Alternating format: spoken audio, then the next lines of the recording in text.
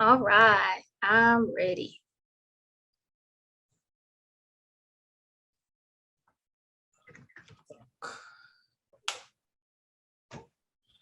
Not you on a flip phone. What's that, your trap phone? You never give up on these. Never. Okay.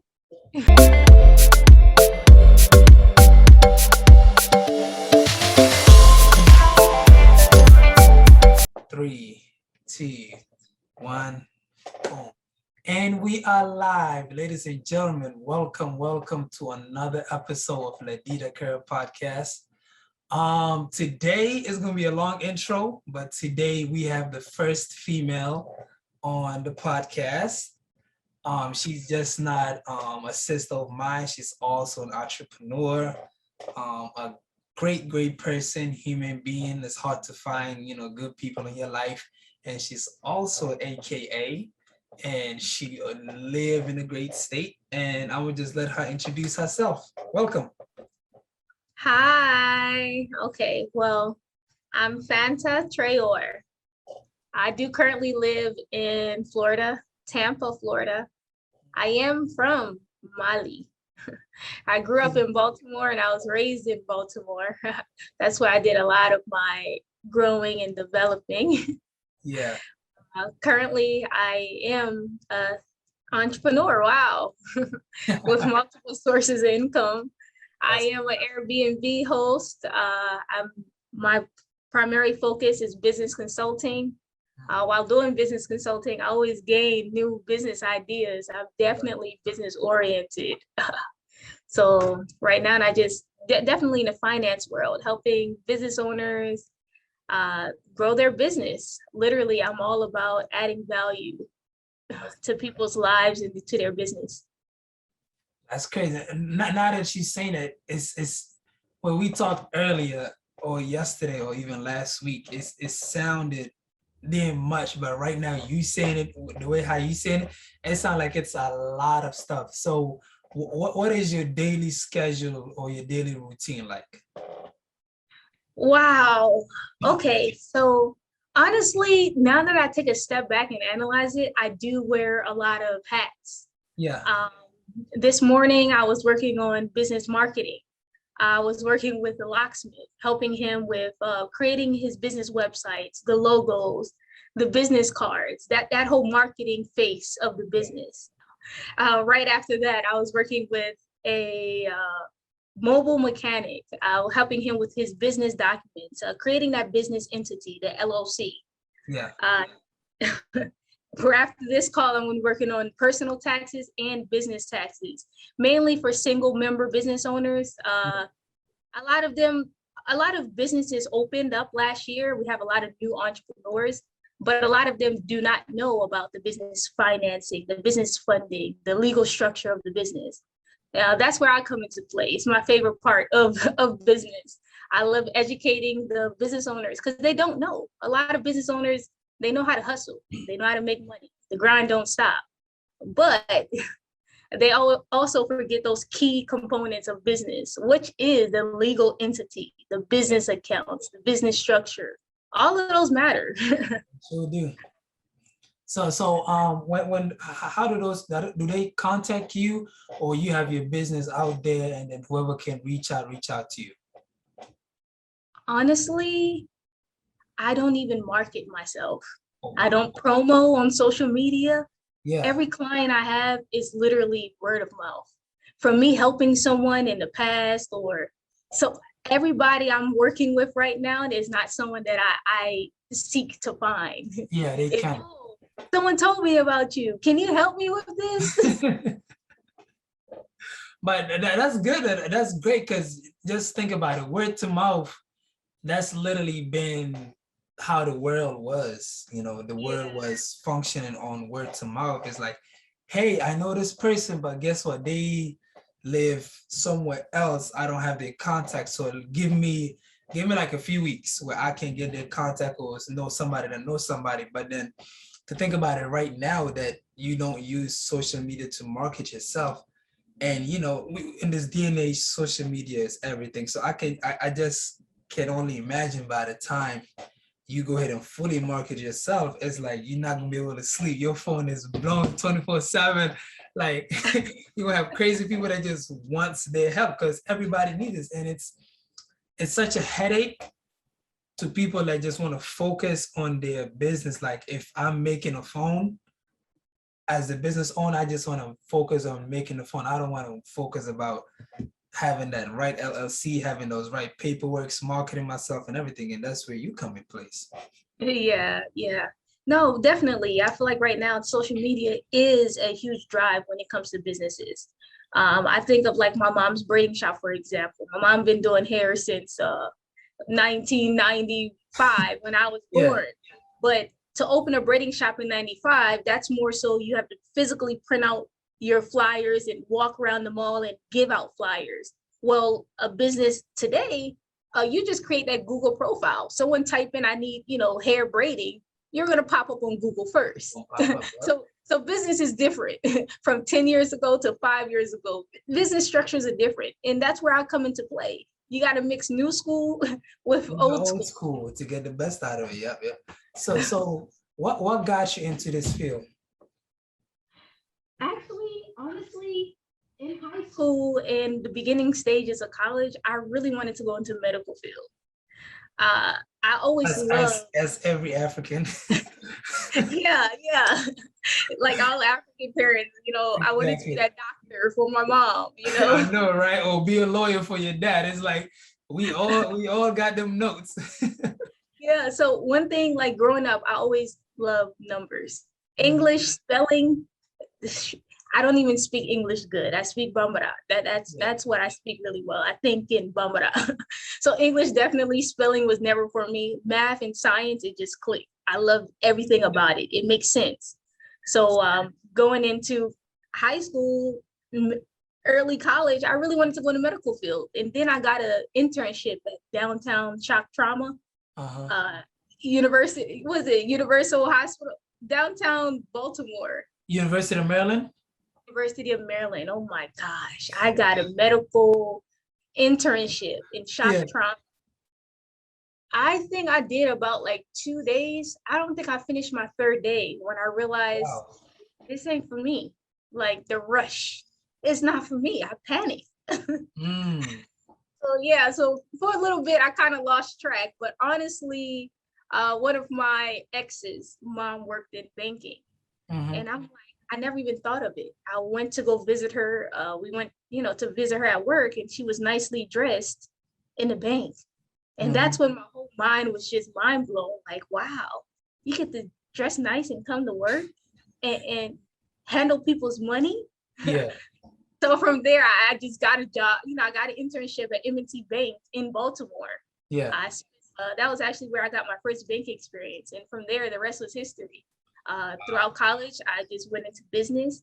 The main reason why I went into business is only because my mom and dad are both entrepreneurs. My mom never worked a paycheck job. She never worked for anybody. Since she came from America, she always owned her own braiding salon and always worked for herself. So I grew up in an entrepreneurship household. My dad had super shuttle vans from BWI. He always worked for himself. So it's like growing up, both my mom and dad, they worked hard, but they didn't have that legal structure. Imagine if I knew now what I knew then, how far I could have helped my parents' businesses. Exactly. How far along their business could have been.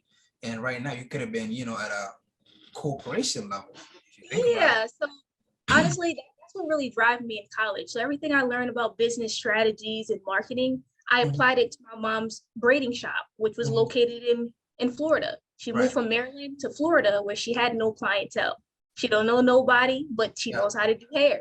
So I learned in school different marketing strategies, and I just practiced with my mom's business, creating that Google profile, the social media pages, the business phone number, and everything I learned, I just applied to my family's business.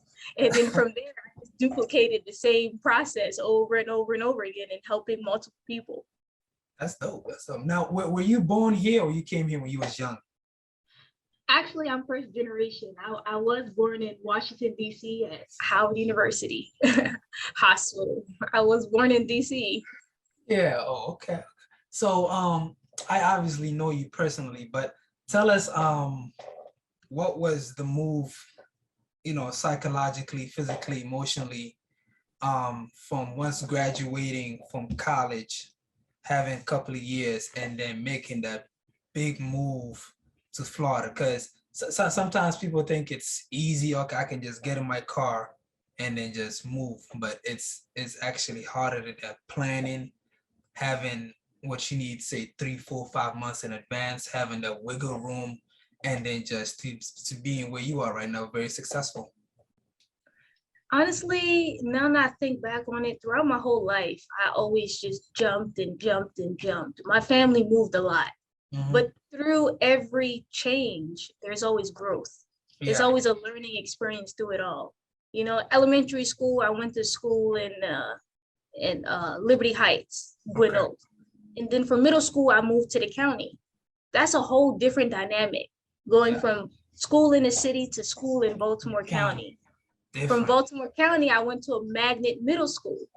I moved from there to Forest Park High School. I went back to the city. That's a whole new dynamic. So Definitely. throughout life, it's like I always lived in two worlds, but I always had to just self-discipline, self-structure. Yeah. and and no matter where I went, there was always growth. In high school, actually leaving high school, going into college, my parents got a divorce. Yeah. When I went off to college freshman year, my mom told me, hey, everything you're packing, you need to pack because this house is no longer going to be here. Yeah. Now, right there, fear struck to me. Like, okay, I'm going off to college, new dorm room, new state. I was in Pennsylvania. Yeah. I'm leaving my Baltimore, moving to Pennsylvania on my own while my mom was moving to Florida for the first time. Wow. Here I am, freshman year of college in a dorm room with girls I don't know, a state I don't know. Right. But that's where growth happened. I had to adapt. It was no longer that Baltimore City lifestyle. I had to adapt to the college culture. But yeah, so out college, my senior year of college, my mom was in Florida, so I knew it was coming. Whether I was going to stay in Maryland or move with my mom and my siblings to Florida. I was always against it. I was always in denial. Like, no way, mom, I'm just going to save money. Like, I know Maryland, my DC, my sorority sisters, my friends. I can't leave here. This is what I know. That's all I know. Yeah. 295, and I know this place. But honestly, I'm glad I took that step because that's where, once again, the growth happened. I just, through all the journeys of my life, you grow through it. You don't just go through it, you grow through it. Moving to Florida, there's no way I would have I'm not going to say there's no way. I do feel like I would have been successful no matter what I did. But honestly, the most blessings I got was moving here, being in a new environment, being around a new mindset. I needed that in order to continue to grow. But yeah, when I moved here, I thought it's hot outside. All I knew was fall fashion. I don't really like summer clothes. I'm like, yeah. Nah, yeah, definitely. That is definitely that's a nice shock. But my biggest shock is what happened when you went back home. Honestly, so once I graduated college, and I moved to Florida, my very first job, I got a job in a bank management training program. So it's like off rip, graduating from college, I went from AKA crop tops and high-waisted jeans straight into suits. So that's already a culture shock. I went from college environment to, bank environment with experienced professionals. Here I am, how old was I? 23, fresh out of college, fun, young, hair, all these colorful clothing. And here I am I was brought to Polk County. My mom lives in Polk County. And then let me tell you something about Polk County. Growing up in Baltimore, I was always surrounded by my people. When I say that is the skin color, my culture, Africans. Well, when I moved to Florida is when I experienced racism up front in my face. Before I came here, I was already offered 2 positions. Bank of America, assistant branch manager, and Yeah. then a credit union, a management training program. Well, day one, when I went to that Bank of America position, they were shocked looking at my resume and then looking at my color. Oh, And then that was my first time experiencing it, like, face to face, like in front of wow. I walked in the lobby, with confidence, like, yeah, I'm here, I'm excited, hey, I'm here to meet the team, the people. Yeah. Well, as soon as I walked in, they said, hey, are you looking to be serviced? I'm like, no, I'm here I'm here to meet the managers, the team. The lady asked me again, like, hey, if you're looking to make a deposit, you go this way, or you can go. I'm like, no, I'm here to meet John. Yeah. So they sat me in front of the office, and John came out. And as soon as he came out, he didn't even ask me for my name. Once again, he said, hey, we'll have a representative, to assist you shortly. Yeah. I'm like, no, I'm here to be a part of y'all team. Right. And then I closer look, I'm like, oh, everybody here is different from me. Exactly. Yeah. Still, it didn't click in until I sat in my interview, and they just kept reading my resume, reading my school transcript. You went to school? You went to college?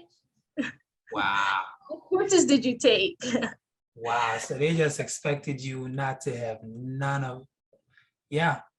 If it doesn't get any more blunt than that, then I don't know what can be. Okay, so yeah, so coming to Florida off rip, my first experience with racism, it did hit hard. Going into banking, I was put into a environment where I'm not going to say I was forced to grow. I always been the person that when I walked in a restaurant, I always wanted to know who the manager was. Yeah. When I walked into any new hotel, I'm like, wow, the owner of this hotel is brilliant. I always thought about who's in charge, who's in lead. So walking into banking, yes, I was a part of the management training program where they trained me in every aspect of banking. But one thing I always took note of was, who's the supervisor of this department? What characteristics do they have? What qualities do they have? And that's what I wanted to be like. I just knew I always just wanted to manage people or just be the leader.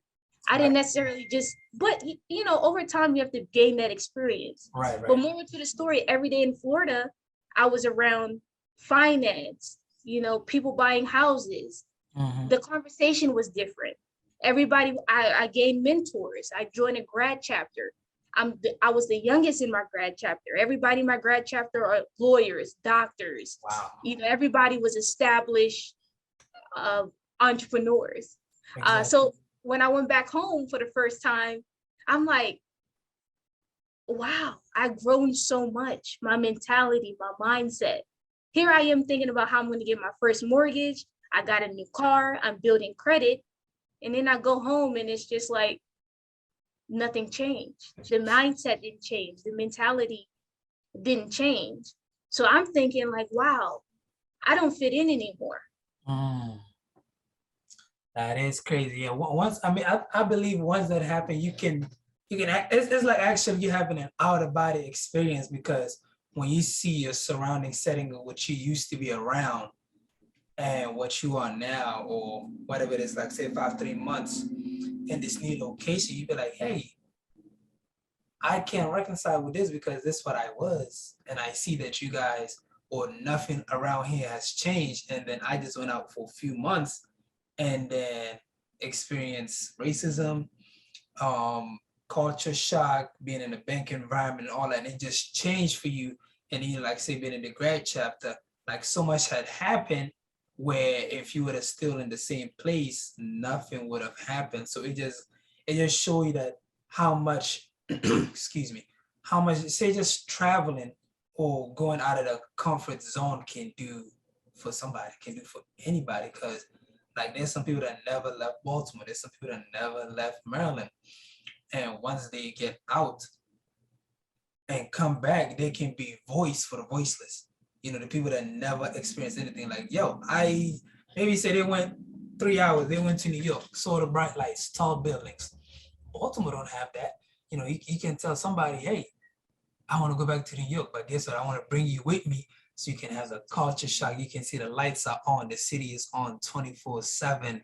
like just different experience. And like you said, that gives you that growth which is very necessary. I mean, it all boils down to how can you think different Mhm. or do different if you never seen different or heard Right. different. So that's why I believe, honestly, while you're young, it's important to travel, experience other people, experience other Yeah. cultures. You can learn. I'm not going to say you can't learn in your environment, but in order for you to learn more and continue to plant seeds and grow, you Yeah. have to you have to adventure out. Uh, like me, I travel often. Every trip I go to, every country I go to, I learn more and more and more By the people. Yep. by the different people. I went to Mexico. I learned how the Mayan people. I didn't even know that. Mhm. But by going to Mexico, it made me realize more about being the value of self. Yeah. I learned that on my Mexico trip. By going to Jamaica, I learned more about enjoyment. Yeah. Once again, we can't just go through life. We got to grow through life and enjoy it. We only Exactly. have one life. So You can't remix that one. So what made you choose AKA? ah, what made me, I mean, why wouldn't I choose AKA? But Hey. I'm not getting into that, okay? Because I saw that episode. I didn't see it, but I heard of the episode in Insecure when the girl had the AKA jacket and the whole chapter came after her. The president all that wrote a letter to Issa Rae and Insecure, but they didn't get their permission to wear that, and she's not an official one. So I don't want no smoke. I just want to hear your story. That's all. honestly, my very first experience with Alpha Kappa Alpha was at Bowie State University. Okay. My very first homecoming at a HBCU. Yeah. Right outside of my friend's dorm was the AKA plot. Yeah. And I just walking out of the door, I don't have any family members who went to college. Mhm. I didn't know any friends who have went to college. So this is Mhm. my very first time seeing sorority up front, Yeah. close. My favorite color always been pink, because I could be Yeah. biased with that. But Of just to course. see how the strolls, uh, the ambiance, I just loved everything about it. Of course, I had to go closer. I just loved everything about in that moment, the colors, the spark, the energy of the women. And then Energy of the women. That's a new one. yeah, I absolutely did love it. And then, of course, right when I went back to the dorm that whole night, I just did research, AKA Alpha Kappa Alpha, just learning more and reading more about the values, the philanthropies of the sorority. It's like, Yeah. wow, this aligns with me so much. The sisterhood. And not only that, it was founded at Howard University. I was born at Howard.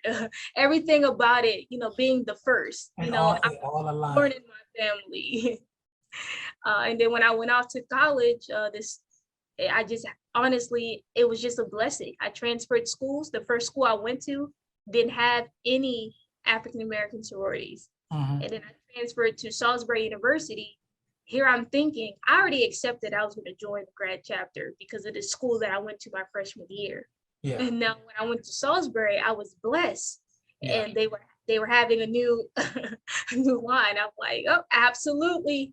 Joining But that yeah, line. today I don't regret it. I'm a part of amazing grad chapter. I having a wonderful experience, and I'm still very active in my sorority, and I'm going to continue to be active Right. in Yeah. my sorority.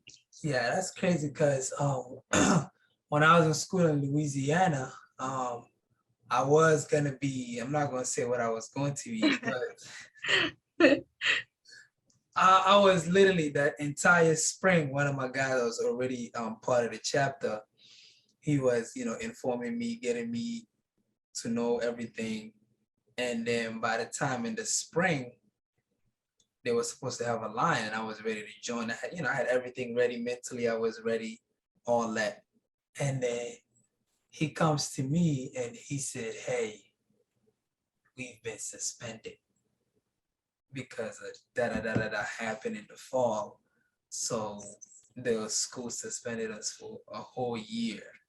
Like, yo, I was so serious. I was ready. I already had told my people, my family, I was like, hey, this is like before I graduate, this is a new chapter that I want to take in life and I want to be a part of. They all supported me.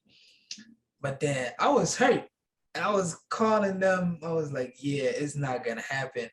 And then I was doing my research afterwards, and my guy, he was like, hey, you can do it post grad, Yes, you that can. too. And then after college, life just came fast at me, traveled the world, did so many things, and I just never had that chance to try to do it again. But I don't know, maybe not, but it's dope, Yeah. I it's mean, pretty this is dope. the hood, honestly. It's like in college, I look back on it was amazing to wear the pinky green, walking around campus, all right? From the step shows to the performances, it felt good to be a part of. But once I graduate, even in college, I was able to network with so many people from different universities and Yeah. neighboring colleges from the alphas, and I'm still connected to them. Mhm. UMES, from being Greek, Towson, College Park. Because I was Greek, I was able to network, which is the power of networking. But now in my grad chapter, the sisterhood, honestly, I did have like a few incidents here where in Florida, I don't have no family. It's Mhm. just my mom and my siblings. And they supported me so much through everything. And that's what I live for. Whether it's death, whether it's a new baby shower, a wedding, that sisterhood is ongoing. Not only that, I have powerful mentors Yeah. in my sorority. You know what I mean? I was able to see what it's like to be a professional woman, and they guide me through every process. Like I told you, in college, I went from crop tops and high-waisted jeans to my professional attire. Not professional time. Professional attire, and that's due to my grad chapter. The ladies told me, hey, you should, professionalism is like this. You know what I mean? When I needed a lawyer, they wasted no time. There's always that open door of communication, Oh, yeah. whether it's marketing. Someone always knows someone. Exactly. uh, That's dope. So now that we had a time to see like everything that's under your umbrella, the yeah, experience that you have and the things that you're looking forward to. Now, one of the most important things that, in life, in business, in whatever profession that you do, when do you know when to decompress and remove yourself from all work and just be the Fanta that you want to be? Done no work, no phone call, no nothing. How do you get into that zone, into that space? honestly, the way that I get into that zone, I absolutely love nature. Yeah. Whenever I'm traveling, you'll always see me in like, beach side, ocean side. I just love being in nature, and I love animals. So my puppy does bring me joy. Yeah. But my self-care or my in my zone moment is me lighting the candles. Honestly, when I'm learning, I do love listening to history. I Mhm. love reading about astrology. I love learning. But being in silence, reading a book with my candles lit, that's how I'm able to zone out and just focus on Fanta in those moments. But honestly, I realized, can we really take a break in life? It's like every moment Solid is still, question. yeah. So it's like, you know what? I just changed my mindset and my mentality, and just find gratitude with everything that I do. And I feel Yeah. like no matter what, I enjoy everything that I do. Driving to the office, like, wow, beautiful day. Today's a Mhm. beautiful sunny day in Florida. So it's like through all of those experiences, I don't really feel like I'm constantly just work, work, work in my head. Yeah. I just literally just trying to find joy. Like if I'm helping someone in a moment, like instead of thinking about it as work, it's like it feels like a blessing for me to be Yeah. able to be in a position to help this person. To help this person. So I That's good. literally just changed my mentality. But yeah, my self care is definitely silence. Turn the phone off. I like silence, my candles, and reading. That's good because to all the work, like you said, can we really take a break in life? And it's necessary to have that time where it's just I'm doing nothing. Like it's just chilling. Like it's just chill. That's why I So travel once a month. But I travel. I'm actually leaving this weekend. But once I well, travel, I'm all about eating good, experiencing, being in the moment. right. Yeah. That's definitely a good plan to have while having all this work. Um now we all know, sorry, but we all know Florida is crazy. Now you done already told us your racism experience. Have you had any other crazy experience in Florida? Because Florida is like the craziest state in the entire America, from alligator man to people fighting the ATM to husband and wife shooting at each other. I What is mean, your what is your craziest Florida experience? honestly, no matter where you go, even in your own state, from county to county is different. Nah, Florida is different. From state to state. Okay, coming to Florida, culture is different. You know, Okay. this is Florida is where I seen all the Hondas with the big wheels, big rims. Okay. Yeah. Florida's where I seen all the Ford F-150s. Everybody have a pickup truck. Everybody loves Jeeps Yeah. here. Definitely. Florida is also where I see the Wicks. I never even saw that in Baltimore. I never knew what it was until I moved to Florida. Yeah. The Kodak Wicks. Uh, Florida is where you would find, down south is where, you know, people grandmothers got all golds, you know, top and bottom. Oh my. But you know what? I love Florida. You know why? The sun. It could be the sun. Uh, the energy here is much different. You know, Yeah. it's more of a you can literally walk outside and wave to your neighbor. It's more of that energy where I feel. You know what? I'm not even being biased. I just feel like, you know, up north it's more hostile, like more Yeah. looking over your shoulders more often. Where here, you know, I park my car, and I don't mean to say this, but you know, I'm not worried if I locked my car or not. You know, Oh, yeah. I know my car is going to be there and all the stuff that's in it.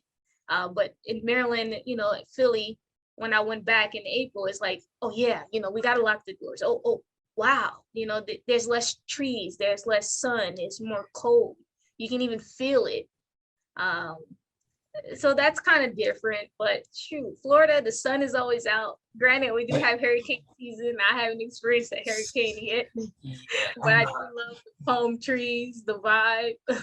Yeah, I love me some Florida. I've been there twice. I haven't been there to like say go and relax. It's always been like either track meet or some type of competition, but it's definitely a place to visit. I'm trying to avoid the craziness because I didn't see a video where somebody was choking not a goose, one of them tall water birds.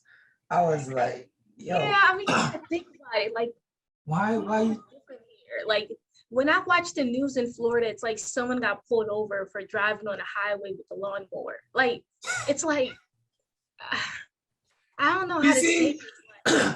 Who's gonna do that in Maryland? Nobody's gonna say, yeah, I'm gonna be on the lawnmower over here like this going 15, 10 miles per hour, stopping the entire traffic. Yeah, so I mean, like you said, That's some Florida stuff. yeah, you're right. That's some Isn't Florida it? stuff. Yeah. Plus, it's down south. It's in the country. But I mean, is Tampa really the country, or is it like more of a, like I say, up city in Florida? Yeah, Tampa is definitely more city-like, where you would have your bigger malls, your outlets, the sports stadiums. Yeah, Tampa is definitely more city-like, like Orlando. yeah, Orlando, Tampa, those are your major cities where I live. yeah. Besides the Miami's, Miami's is more down south than what we are. We're more central. So Central. where my mom lives and where I first lived was more county, where it's Mhm. more where I experienced more redneck. I never experienced that before, and I don't mean to say it like that, but it's like, wow, you guys really, this is all you really know. Like, I'm different to you. Like, wow, you never been outside of your farmland before. You never Oh, seen big exactly. cities. You know, all you know is hunting and your cowboy boots and mudding and trucking. Like, wow, that was a shock to me because you know I come from where we have city buses, trains, metros. These people never done that before. So it's like I'm already seeing their world, but I come from a different world where these Exactly. people they never been outside of their world before. And if you think about it, it's like if you so as we all know, there's two different Americas. We all know that it's it's you and I America, and then there's those other America. And then however we still all one America. But then it's like other places in the world, it's like they would never know how huge America is and how divided it is. Cause somebody that, like you said, somebody that say you live in say you in Maryland, you going to North Carolina, 6 hours. There's some probably white people that never had the black experience or never saw a black person in person and had that one-on-one or walk past them. And then somebody else like somewhere in Europe and Asia, they would not know how different it is because everybody think America is just America, but the land is so massive. It's crazy. It's like every place you go is different cultures, different people, but yet they all still American. And and I had this type of experience when I went to Europe, and everybody was like, hey, when you go there, it's like mostly white people and this and this. I'm listening, but I'm not listening. I'm like, yo, I been all over the states. This is my first time going to Europe, so I'm not gonna have no bias or anything. I'm just gonna go and go. I go to Europe and it's literally a melting pot. Literally, you have Yeah. your Arabs, you have your Africans, you have your Europeans, small population of Asians, but it was literally a melting pot. And I'm thinking here in America, no, you have literally places where it's just white people. You go to west side of Baltimore, it's just strictly black people. And so Yeah. people all over the world don't see that. Like even Jamaica is completely black, but it is Yeah. run by big white corporation or Asian people. So people don't get that from America. Yeah, no, you're right. No, you're right. And honestly, within the last 2 years, I feel like I still experience that cultural shock. Yeah, Because it's like growing up, like I told you, I grew up in Baltimore City, yeah, where it's like we're used to seeing the food stamp card. We know everyone is on Section 8. yeah. We're used to tax season. When tax season hit, everybody has new Every, clothes. Everyone's parents have new cars. Well, when I came to Florida, the county that I lived in and the community that I lived in, I was wondering why it's tax season. Why people not happy? Well, when I became a homeowner, I quickly learned tax season ain't fun for me. I don't get a refund. I gotta pay tax. I gotta So pay the kids. Yeah, I honestly, the election, yeah, the election is where my growth really happened around that time frame. I grew up in Baltimore, a more democratic type area. My mom watches CNN. That's all the TV will ever be on, CNN or African yeah, TV show. So I grew up in that CNN mentality, that democratic mentality where I'm working in a whole different environment. yeah, It's that we support Trump. We love Trump. Trump is our leader. He's the yeah. man. How can you think different? But in work, that's how I continue to grow, is because people from the past may say I talk a lot. Mhm, Well, in work, they don't know me for talking a lot. I just listen. That's mhm. how I learned a lot. That's how you From learn. I observe, I I just learn and watch everybody's movement because in Baltimore we move fast. Up Yeah, north we move fast. very fast. Where here they're moving slower. So it's like because they're moving so slow, I'm able to catch the things that they're doing. And I learned fast because I'm a fast learner. I'm doing everything like, oh, you're doing that the slow way. Let me teach you something faster. That's always I my know, right? Instead of you doing this, stretching it out, let me show you how you can get it done so fast and get moving to something else. that's why I said Exactly.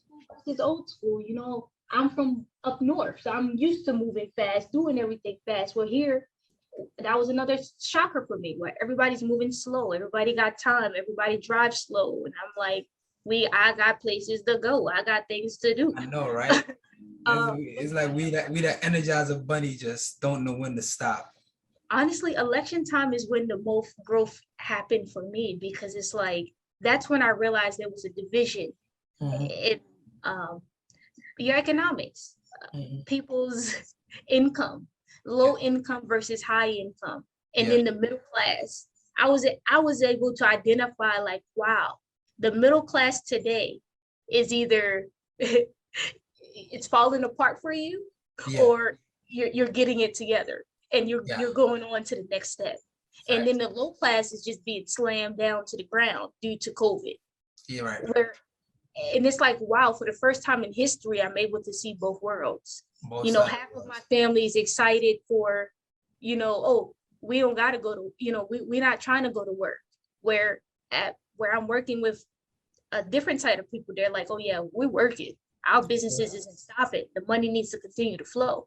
Exactly. Or, people relying on stimulus checks, where my other people over here are, they're investing their stimulus checks.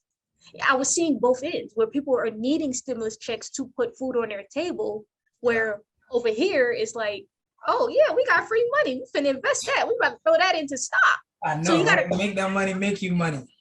I'm looking at both views of it. With the election, I'm seeing, uh, we don't want to pay high in taxes. Where over here, I'm seeing where they need to pay more in taxes. Or, Exactly. over here, I'm seeing I need food stamps. Where over here, I'm seeing, why do they get food stamps? I don't. So it's Mhm. like I was literally in two worlds all my life growing up. In Baltimore, at home was African culture, African language, Islam. Where in Baltimore City, it was Baltimore City, do this, do that, the curse words, Yeah. the hip hop music. So all my life, I had to balance these two worlds and figure out, where do I belong? Where do you Who am fit? Yeah. I? Nah, yeah, definitely. It's crazy. It's crazy that she said that, and it's amazing how you went just from being raised and brought up in in that African household, and then venturing out to the city, and then from the city coming to Florida, having experiencing the country life, and then city life, and then back where you live, where everything is more calm and settled. And at the end, you literally not even at the end, like say still young in your career field, we like experiencing both sides of the aisle. It's like you can relate to both, you can understand both, and it's like you that person that somebody can come and talk to and say, hey, I'm from here, can you help me out? I'm from here, can you help me out? And you're like, hey, if you just do this just a little bit, but don't change what you do from your side, you can rise or you can remain where you at. Because the poor class is getting poor. Yeah. We all know that, and the 1% is literally furthering themselves up. But I would say, where do you see, as we come into the conclusion of this podcast, where do you see Fanta in 5 years? Let's not even jump 10, but in 5 years. I mean, honestly, you know, I never aspired to be rich. Mm-hmm. When I say rich, I never aspired to have a lot of money. That never was my dream. What I do aspire is to motivate others, that it doesn't matter where you come from. It literally does not matter what's been done to you, or what Yeah. your mom did, or what your dad did. There's no period at the end of nobody's sentence. It's just a comma. You got to keep going. But when you keep going through, like, life is all about storms and Yeah. different seasons. But as we transfer and, go through the different seasons, you got to continue to grow. Like when something happens to you, it's not, why is this happening to me? But you literally, what is this teaching me? Or what can I Mm-hmm. gain from this? Um, Honestly, I just want to be able to motivate young women. Everything that I'm doing is against all odds. My Yeah. mom and dad are African, pure African from Mali, immigrants. I was born in America. Number one, that's different. All my Yeah. cousins are all born back at home. They don't Yeah. have the blue passport like I do, or the social. So that's already a blessing right there. Me Mm-hmm. going to school, me being an educated woman is different in my culture. It's different in my family. So it's like everything I did was beyond, against the odds, but I Definitely. still succeeded. And Yeah. not only that, like, I just want to continue to tell people that you can do it. If I can, You can. So My can you. mom barely speaks English. My mom didn't go to school. I don't have an older sibling. I Yeah, didn't have the guidance, but within, I always wanted more. I always knew that there was more out there. And through my life experiences, my life wasn't perfect. You know, my divorced parents, I went from trauma to trauma. right. But no one will ever guess the trauma that I go through because it's like it happened to me. But That's I died from it. I could choose to be, I'm not going to say choose, you know, I went through the depression. I yeah. experienced the anxiety. Like, I think a lot of people think that I don't experience these things. Yes, I experienced depression head on, still smiling in people's face. I'm always reaching out to others. And that's why every moment I get, I try to allow people to see the value within themselves In because, themselves. That's good. and that's what I aspire to do. So that 5 years down the line, bringing it back to it, I would love to have, you know, leadership programs, mentorship programs for the youth, because that's where it starts. That's what Imagine as a since a grassroots. kid, if you believe in yourself from a Yeah, kid, if you realize how powerful you are as a kid, you will be unstoppable as an adult. as an adult. These That's things good. didn't start clicking in my head into the last 2 to 3 years. But imagine if I had the self-confidence I did since elementary school, middle school, high school playing sports, in college. I mean, I'm proud of how I came out, but Yeah. No, no, no, not definitely not. it's, you know, instead of saying, oh, you got to be a doctor, you got to be a lawyer, let's just switch the narrative. Son, be the best at what you want to do. That you want No to. matter what you want to do it, and I'm gonna support you. You better do it, son. You better, you know what I mean? I never Yeah, had that. You know, I yeah, always had to be my own cheerleader. I made straight A's, but my parents, you know, they were always busy at work. They couldn't come to my honor roll breakfasts or honors lunches. They didn't have time for that. But I nope. still had to find joy within because, hey, it was an accomplishment that I did. So it brought me joy. But imagine if, you know, that all could have, you know, lowered my self-value. But no, I don't know why. I just kept on going. Like, hey, you know, I'm proud of me. And I'm proud of that's good that she said that because I think excuse me, our generation is literally going to be the generation that to tell our kids, hey, whatever that you want to do, I'm going to support you instead of like, hey, oh, I'm about to have a son, he needs to be a lawyer, doctor, or I'm about to have a daughter, she needs to be a doctor, she needs to be a nurse, she needs to be a whatever, versus our generation, you know, like me, born in Africa, but you know, half of my adult life been in America for about maybe 12 years now. And it's just like, hey, all I know is the American way. Not all I know. I know how the American way go and how you're supposed to bring a kid up and stop giving them that title when they're very, very young. Let them enjoy life, let them make mistakes, be in their life. Now, our parents came as immigrants, so they couldn't be in our life as much as we wanted them to because they had to put food on the table, they had to pay rent, they don't speak the language, money is not there, so it's different for them. And you know, as adults we are now, we get to understand and know how that went. But I feel like our generation gonna make for our children different. Hey, you want to be a janitor? I may not like it, but guess what? If you got a company that run janitors all over the world, guess what? You be in that business. Our company gonna have janitors from running, cleaning up Fanta Corporation, Akera Corporation, whatever corporation that you want, whatever that you do. If that's what you love, is making you happiness and is supporting you and your family, go for it. Yeah, and imagine how much by you doing that, you supporting your kid. Imagine what that's going to do to your kid. Yeah. Imagine, like you said, if only coming from African culture, it's like one way or the highway. It's Right. what they know. But the thing is, over time, things change, generations change, concepts change, and Definitely. that's something that in our African culture, yeah, I love our culture. You know, I love the clothes, I love our food, I love our traditions change over time. Is what I mean to You say.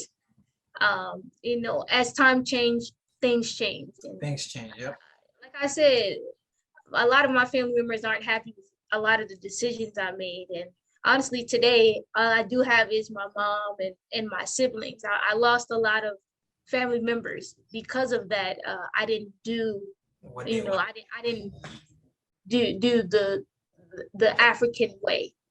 When in reality, you know, till today, I still cook African food. I love my African clothes. I love my culture, and it's within, and it can't be Right. taken out. And it's something Nope. I want to pass on to my kids. But Exactly. like I said, a lot of things I do is against the odds. I mean, that's how it's supposed to be. We can't, we can't bring the same mindset or the same mentality from back home or how it's installed, because we're in a whole different world, Yeah, and this world is moving faster than it is, and sometimes people don't understand that. It's like, no, stay to your roots. Guess what? We still to our roots. We are yeah, very we are. proud Africans. It's just However, thinking outside the box, that whole exactly. concept. Now I really do understand that those seeds were planted in us from our parents, from our culture, Yeah, but they grew.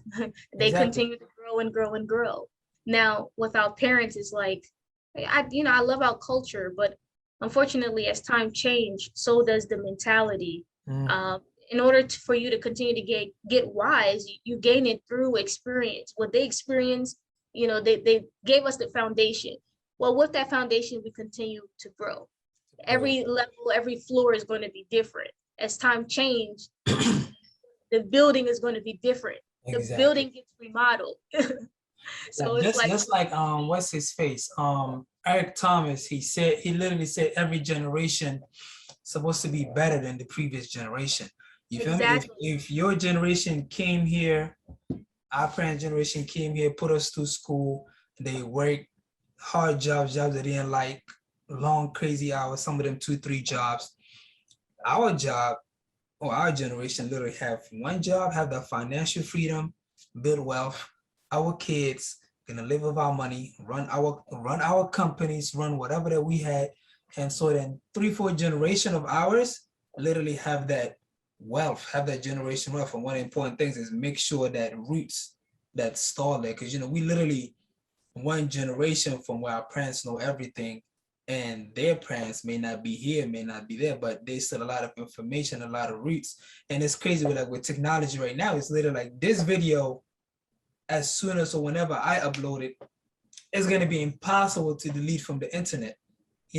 Literally going to be impossible. Somebody can say 500 years from now and say, hey, I remember somebody said that my grandmother was Fanta, she was from Mali. And so they look it up and they come across this video, they say, yo, that's my great grandmother. And wow, she's from Mali. I go back in this, and it's like, we can go back maybe 2 generations, 3 kind of hard, 4 impossible, 5, because it's just been such a long period and there's not much records. But versus now, it's like, hey, whatever we do now, our kids gonna see, because there's hard evidence. Not least the earth blow up, God forbid, but you know, there's evidence, and we also gonna show the next generation. But beside that, anything else you want us to know? Anything businesses that you got? Anything that you just want to shout out? This is free game. Let it all out.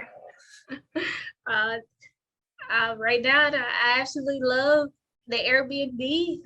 Like you said, we're from Africa, so growing up African, we always had relatives over our house.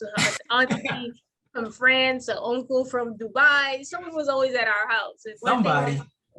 my mom always knew how to welcome people. So Right. even when people came over to my house, it's like I'm always making sure, hey, are you hungry? Hey, are you thirsty?